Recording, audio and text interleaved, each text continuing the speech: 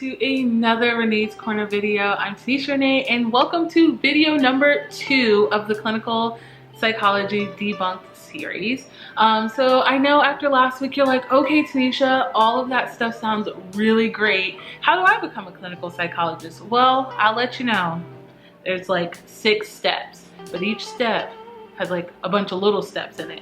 But it's very doable. You can do it. If I can do it, you can do it, right? Right. Okay, so if you are interested in learning the steps to becoming a clinical psychologist, stay tuned. We'll get started right now.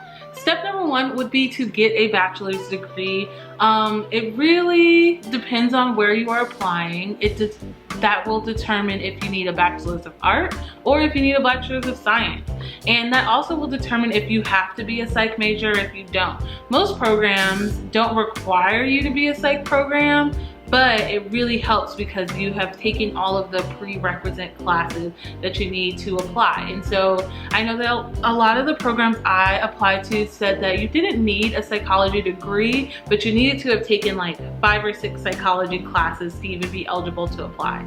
And so some of those classes are Intro to Psychology, Behavioral Psychology, Cognitive Psychology, Social Psychology, Statistics, and I think physiological psychology, or like a neuropsyche kind of class. And so those were basically the very baseline classes that you had to take to even apply to grad school. And so, you know, do really well in school, get good grades. I think the recommended that I saw from UNC's like grad school guide was like a 3.5, and so, you know, take that for what it is. Okay, moving on for step number 2 is to apply for graduate school. And so this is one of the steps that has like little steps under it.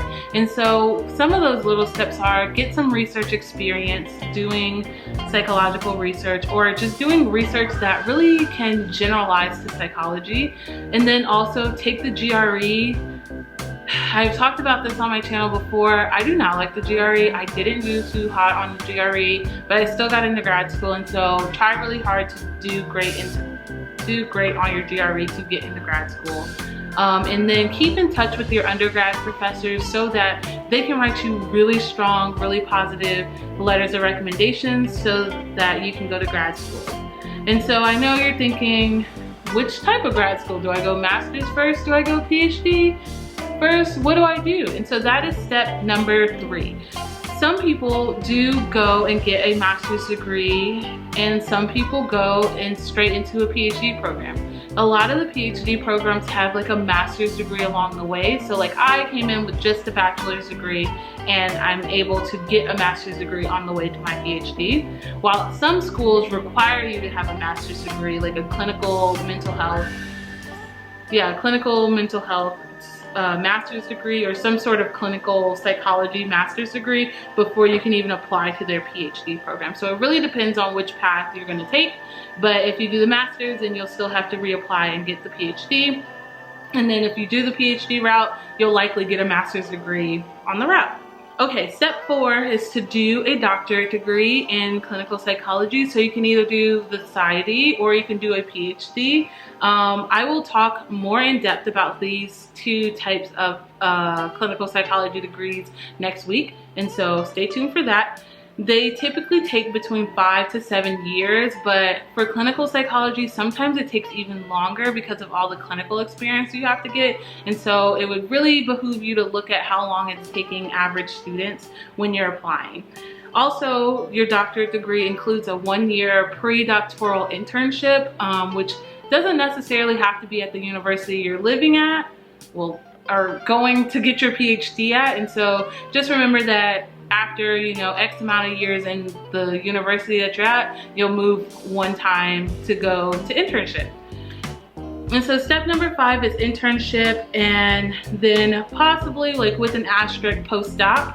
And so basically internship and postdocs are more like independent training opportunities for you to, at internship, hone your clinical skills a little bit more, be more independent, do more independent research. And then postdoc is kind of the same thing. You're even more independent, you're even more on your own, doing all the things that clinical psychologists do.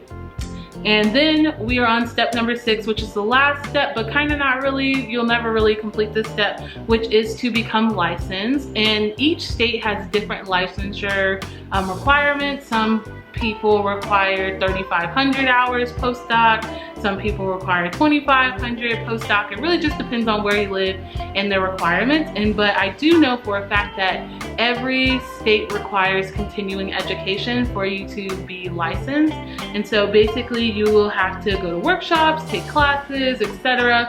to continue your education as you are a full-fledged clinical psychologist in the field. And so that step you never really complete because you'll always be doing stuff to work towards it.